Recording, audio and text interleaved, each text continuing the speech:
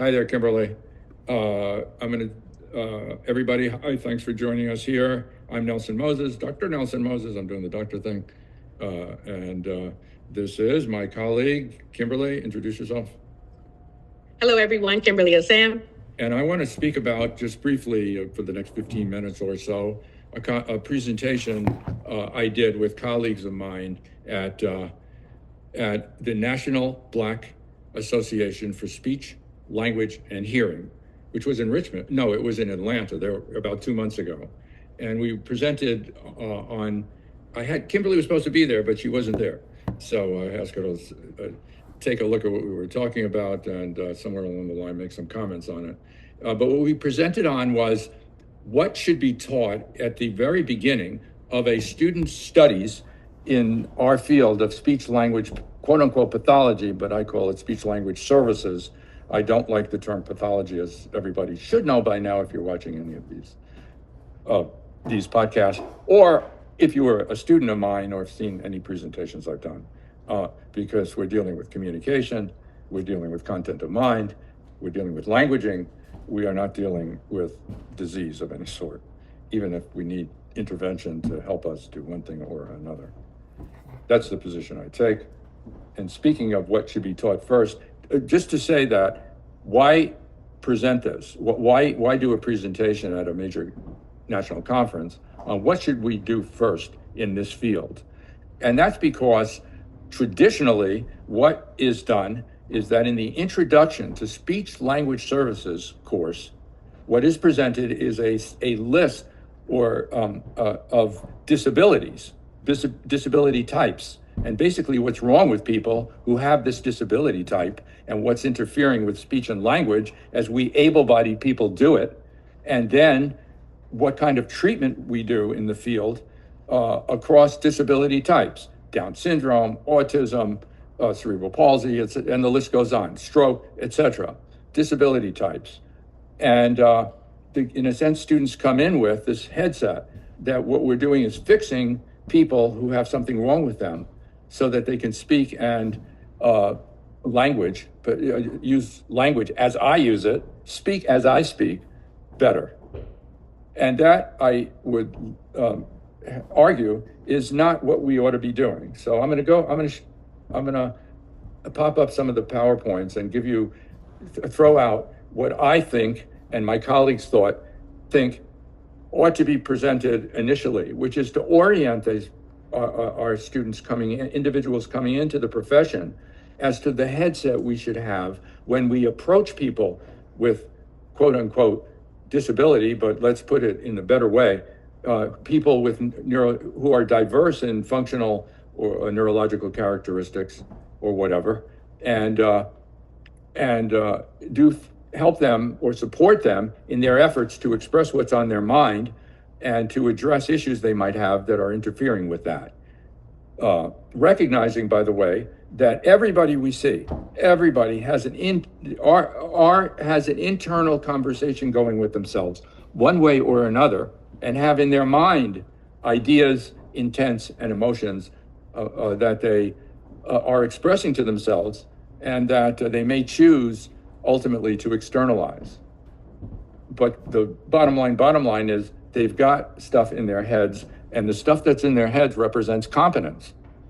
So we're presuming competence, and it also represents, quite frankly, individuality.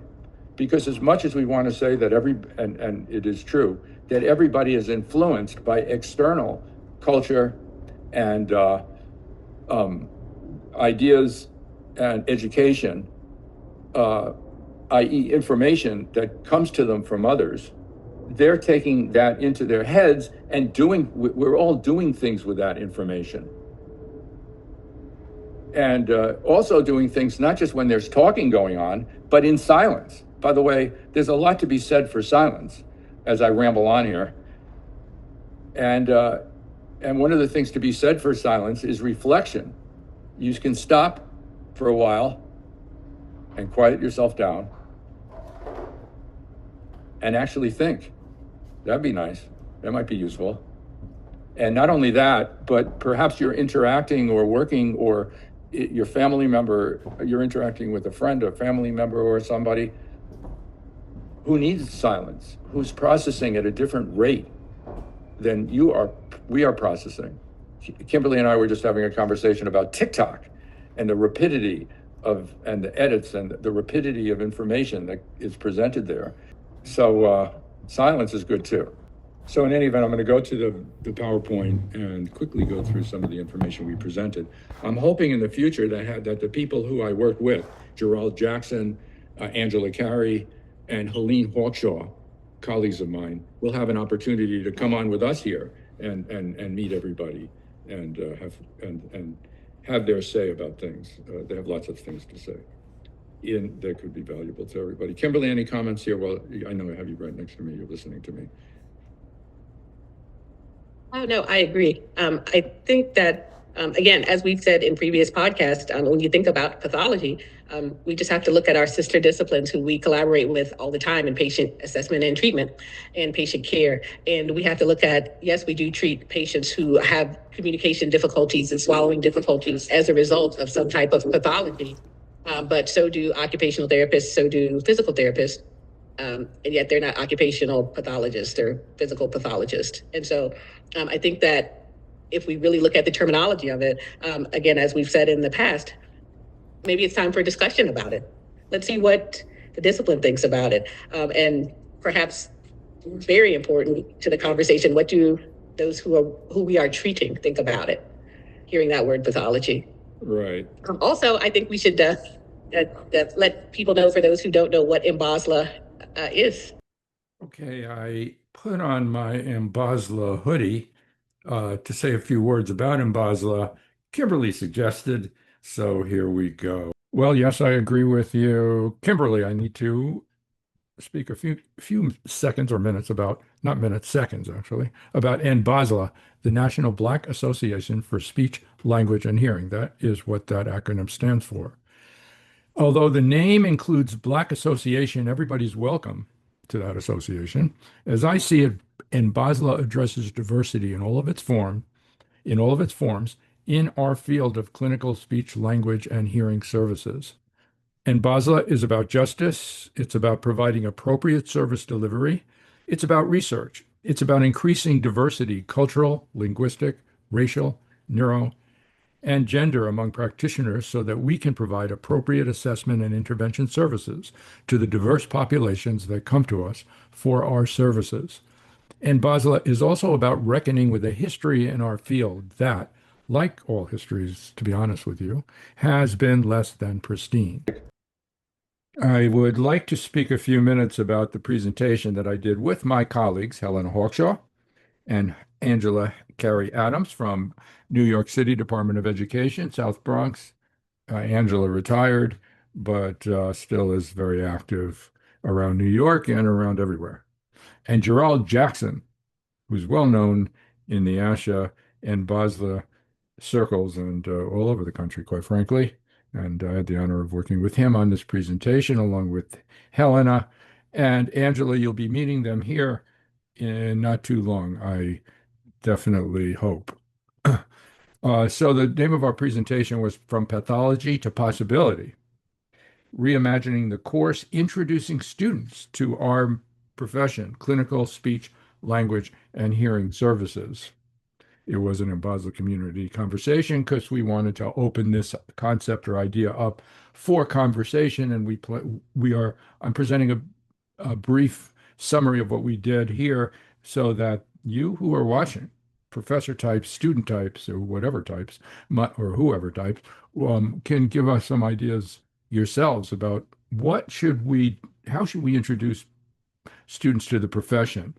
The title Pathology to Possibility captures the point we're trying to make here, that traditionally the introductory course to our field is really a presentation of all the kinds of quote unquote disabilities or disorders we address in the field, their characteristics and treatments for the disabilities or disorders.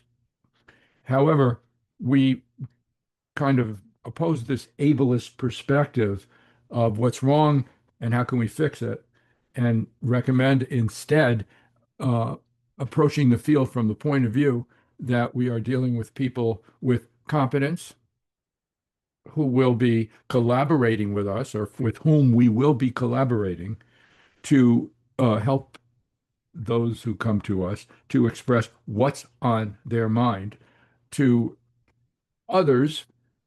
Of course, everybody who comes to us has ideas, emotions, intentions that they are expressing to themselves because the person that we most frequently speak to is us, or at least communicate with, is our own selves. Usually we have a stream of ideas going. What we are going to address language as languaging, as you know, if you're watching this series of podcasts. So let me get into this instead of rambling on. If I could figure out how to advance the slides. Here we go. So the purpose of our presentation was to discuss what should be the content of the initial course introducing students to the field. Ultimately, we want students to become practitioners that deliver appropriate and equitable service to a culturally, linguistically, gender, and neurodiverse client-consumer population. We want practitioners to recognize our client consumers as competent agents active in directing and evaluating their own treatment. We want students and ultimately as practitioners to recognize cultural, linguistic, gender, and neurodiversity as the norm within the client consumer population they will be working with, and as the norm in the entire United States of America, and in fact, in the entire world. Diversity is the norm. And also to recognize our profession, speech, language, hearing services, as a civil rights enterprise, which I bring to the table as a former employee at a speech language clinician at Willowbrook State School, which was ground zero for the deinstitutionalization movement, which was a civil rights movement for people with disabilities.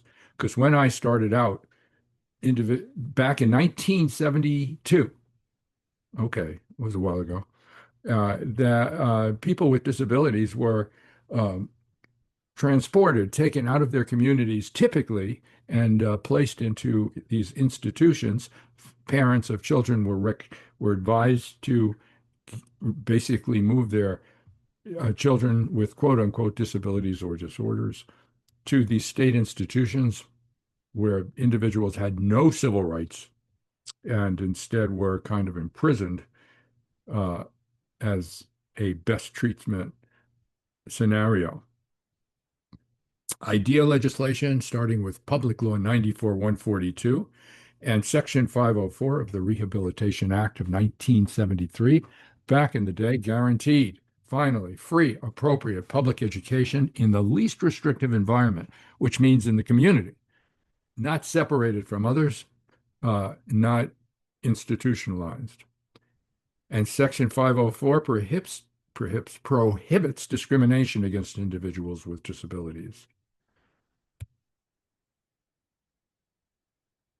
SLC is SLHC, perhaps best way to put it, as a civil rights profession, is supported by Article 19 of the United Nations International Covenant on Civil and Political Rights, which I want taught in the very first course on being an SLP, really being an SLC. Paragraph 1 of the United Nations International Covenant is that everyone shall have the right to hold opinions without interference. And paragraph 2 says that everybody shall have the right to freedom of expression. That's our business, freedom of expression. This right shall include freedom to seek, receive, and impart information and ideas of all kinds, regardless of frontiers, either orally or in writing or in print or in the form of art or through any other media of the individual's choice, including augmentative assistive communication technological devices. We want taught day one language as languaging. And by that, we are really referring, as you know, if you're watching this podcast series, It is the coding in real time of an individual's intense ideas and emotions within streams of consciousness. Yes, streams of consciousness. And the person we speak to mainly is our own personal selves. And when we share with others what we choose to share, languaging is this process. Languaging also creates narratives and, in turn, realities that influence our behavior. I could say a lot about that in our present political environment, but I won't rant and rave about that right now. I also say we need to, and I think all of us who presented want to say that principles of cryptlinguistics need to be taught right off the bat. That languaging is never inherently disordered. Anybody's ideas are legitimate ideas to themselves. One's intense ideas, emotions they just are existentially so. They just are. Social perceptions on disability and languaging cannot be separated from normative expectations of language use, social perceptions on disability. That's the ableist perspective. And therefore, normative expectations are products of what I call, not just me, dichotomous reasoning, breaking things into categories and it's just right or wrong. Difference is difference, down with dichotomous reasoning and up with possibilities. All language variation is acceptable. And I cite Labov. By the way, dichotomous reasoning, I cite George Foreman, not the fighter, but the psychologist. Language is multimodal. It's not just coding through verbal speech. Languaging is multimodal, not just coding through verbal speech.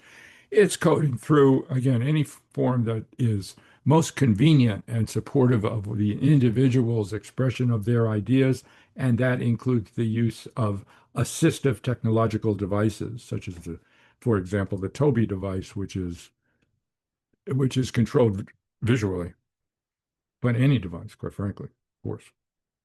And we will be talking as we go along here in the podcast about all this stuff, but also crypt time, the differences in timing that individuals who use different forms of coding employ. And that involves often periods of silence, as one, for example, manipulates an eye gaze device or some device. And silence is something people often have difficulty with. But boy, silence is valuable. We'll get into that as we go along. I also want taught Goldie Mohammed's model of historically responsive literacy and its principles, which are literacy is expressed through language in all of its forms: written, reading, oral, oration, music, art, sports, mathematics, again, augmentative devices or assistive devices, driven by intentionality, ideation, experience, and emotion. Sounds familiar? That's where we're at. A product of creative, constructive activity in which students and clients and our own selves construct meaning for ourselves and construct our own identities, historically responsive literacy. Literacy is embedded in socio-political context always. What's acceptable and not, what's permitted and not, what is valued and not, with reference to culture, economic and political power structures, equity and lack thereof. Historically responsive literacy is responsive to the times and provides emotional and aesthetic fulfillment. We will explore that as we go along here. I also spoke about myself and then I thought I'm dealing with people who were broken, had difficulties, needed help. So I would be going to fix them by telling them what to do, and in particular working on these information processes, like helping them remember and recall information that I present to them, or discriminate between one thing and another, or whatever craziness I was working on at the time. The kids taught that I was working with taught me better. I learned from them that I had to attend to their points of view, ideation, again, intentionality, their feeling states, and adjust and incorporate my clients as my partners in the interventions and assessments that I did. I had to recognize that we continuously monitor how others perceive us during acts of communication, and we make judgments about ourselves. I refer to Duchenne and others in a work they produced called Incompetence, with the in parentheses, because we are, again, constantly monitoring how others perceive us and how clinicians communicate to their clients and how clients provide feedback to us clinicians lead each of us to develop feelings of competence or pride on one hand, or vulnerability, incompetence and shame on the other. And I highlight the term vulnerability, which was a theme in a couple of years ago in the NBASLH conference. I think it was a couple of years ago. And I personally identify with a sense of vulnerability in social interactions. So just to say, I want students coming into the field to recognize, to understand this process of monitoring when we're interacting with others and using feedback in those interactions to construct feelings about our own selves. That's pretty much what we presented.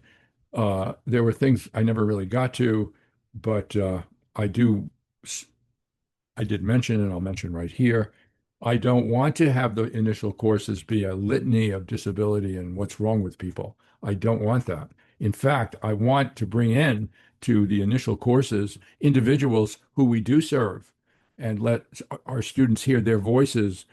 And I don't mean voice necessarily verbal voice, but their languaging voices, interests, objectives, and advice to us and experiences, that their stories, so to speak. I want their stories to be told because nothing about us without us resonates with me. And the second major thing I want students who are coming into the profession to begin to practice is microanalysis and observation of their clients, because all the little things that individuals do is where development and learning is at, and not simply their achievement of the goals that we establish initially. And we can't ignore all the little in-between steps individuals take to work towards our objectives for them as clinicians that we establish with them, but also their progress and their ideas, intents, and emotions that contribute to their progress. In any event, that is what I have to say here today.